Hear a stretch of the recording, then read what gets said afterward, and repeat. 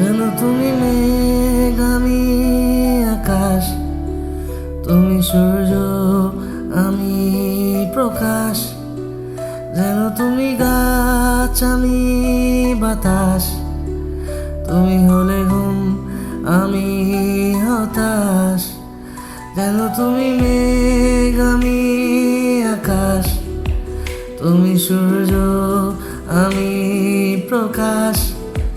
যেন তুমি গাছ আমি বাতাস, তুমি হলে ঘুম আমি হতাশ।